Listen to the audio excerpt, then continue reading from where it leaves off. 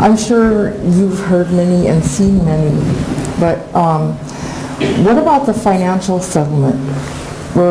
How did people feel about that?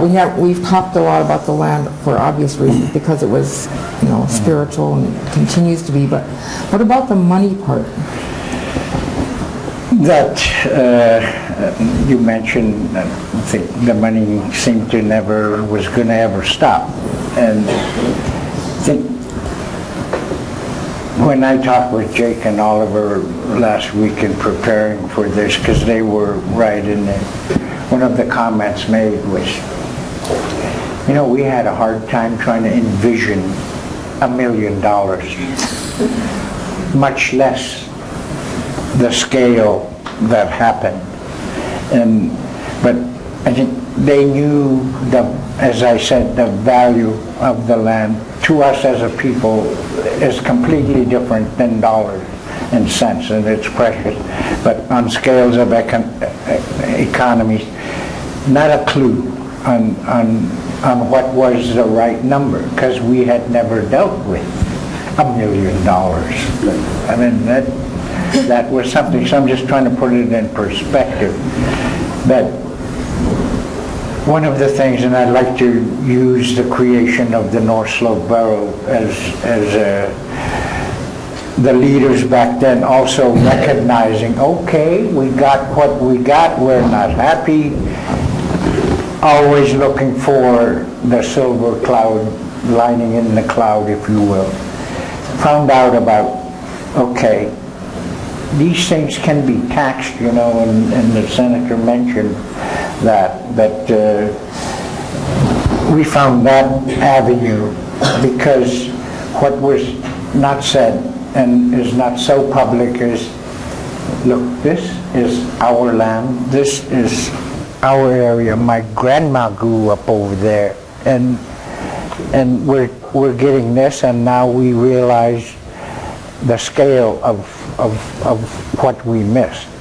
But they were wise enough to recognize that through the tribal authorities they could not tax. But they found out about the provisions in the Statehood Act, and that was to create municipalities, municipal boroughs.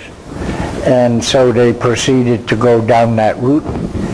And of course, by that time we had a limited number of leaders, most of them busy trying to move into this corporation mode, set up corporations and whatnot.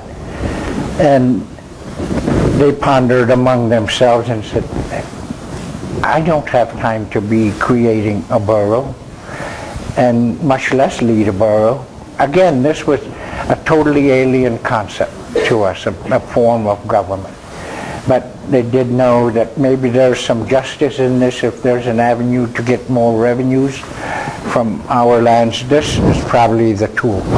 So we were very fortunate in one respect, again. And I go back to somebody who was watching over us. And that was our first mayor, Eben Hobson. Had the good fortune that he worked for then Governor Egan. He was also a state senator for our region, and had familiarity with the wherewithal of state government. And so he was more or less drafted by our people to say, hey, go form this borough, and this thing called a borough. And to make a long story short, we did.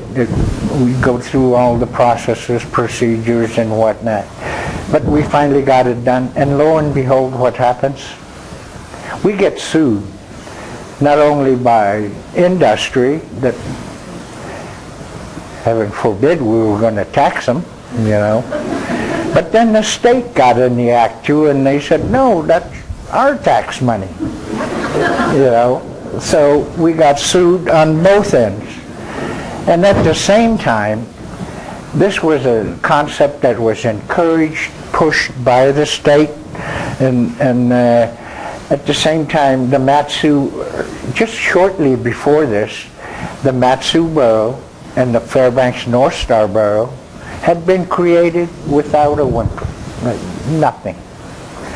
But we try, and Senator Mike says that, you know, oh, those damn Eskimos up there, they're raising hell again. You know? And trying to follow the law and the rules that we were within. Because one thing we recognize, we're a small population, and we had a sense of knowing where the line is. If you cross that, the damn military is going to come in and bomb us out of existence or something. And we've known that about our federal government, and the lessons learned of our brothers and sisters in the lower 48s. So we created the North Slope Borough to take advantage of the monetary skills, and Trans-Alaska Pipeline, of course, the creation of, by then we had a big stake in it. We knew enough, even that that this was going to be important, and due to that short time period that our leaders, when they were going back and forth to DC, said it's going to be a close call. And it was a close call. And a lot of people, my daughter included, that I realized I should have taught her more and need to teach her more about ANCSA and how it relates to where we are today. Did not know. I said to her one time, I was looking at some papers, sometimes say thank you to Spiro Agnew. Spiro Agnew, who's that? He was the tiebreaker that he was the vice president, and he was the tiebreaker that authorized Trans-Alaska Pipeline to come into existence. So I don't know that I answered specifically, Nellie, your issue on money, but again, the scales were just totally incomprehensible to us. Mm-hmm. And I would just like to add, at this time, remember, we had the Vietnam conflict going. We had the civil rights legislation going full blast. He lives in San Francisco now. I used to live in San Francisco. We had the flower generation going on by then too. So you went to Haight-Ashbury. Haight-Ashbury, I know well. You must have been a pretty funny looking flower. So, but I just comment on that, and that's the official creation of Arctic Slope Regional Corporation and the North Slope Borough. Certainly the North Slope Borough is July 2, 1972. Both groups were incorporated on that same day. And a lot of people don't know that and realize that. So we have had the good fortune to be where we are today as the North Slope Borough in sharing the wealth, and I'll leave it at that for now.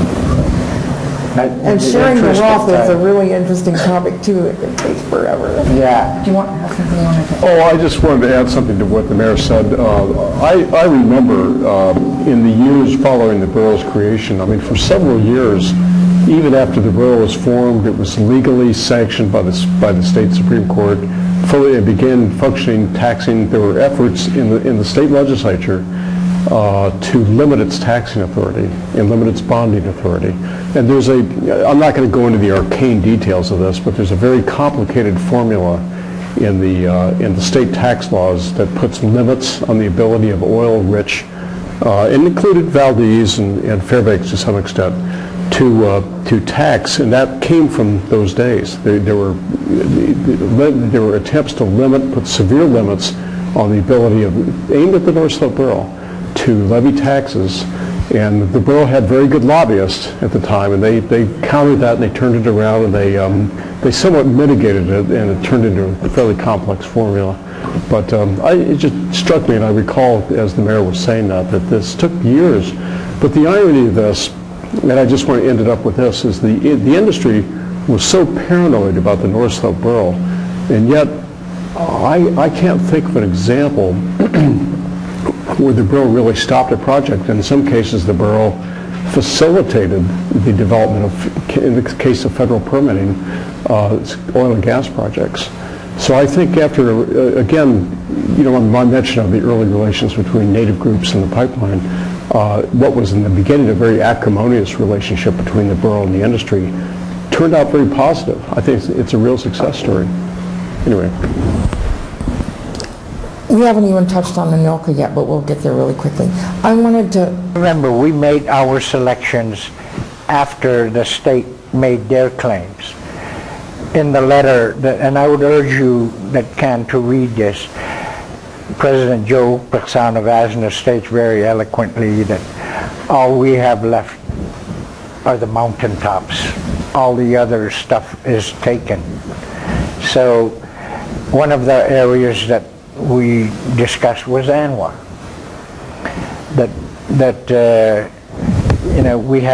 We'd made selections. One ended up as being Gates of the Arctic, okay, in Anaktuak Pass area, and through Bill Van Ness and whatnot in our congressional delegation, we were able to work out a deal that 7I, you shared your resources, all corporations shared. If it was timber, you shared that with other corporations, a good chunk of your proceeds, whether it be mining, whether it be, timber, and oil and gas, of course. The ANWR is a good issue because we were able to, at a later date, do a land exchange with Congress. Within the Gates of the Arctic, where we had made selections, we exchanged for subsurface rights in ANWR, which are 7I-able, which can be shared with all the regional corporations of the rest of the state. And a large of what we do, much like Red Dog, is shared with all the rest of the native populations of Alaska as a part of the Land Claim Settlement Act. That's an annual payment, right? Yes, it's an annual payment, and that's why we have interest in that. And there's one issue that this land claims, once it started rolling, that I would like to mention that continues to rage the debate. It's still a very strong issue, and that is on subsistence. The right, the hunting, fishing rights were extinguished and never settled. And that debate continues to this day.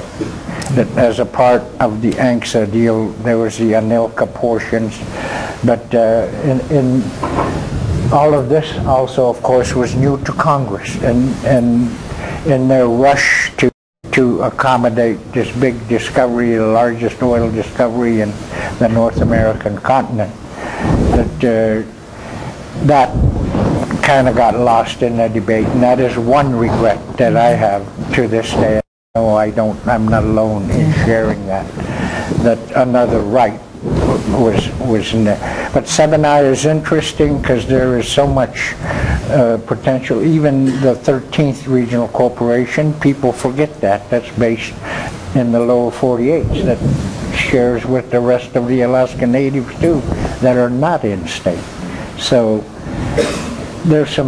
we understood that real well because one of our core values is sharing. We want to share. So, but we are also sticklers for be fair, and that is all we had ever had. So enough said about it.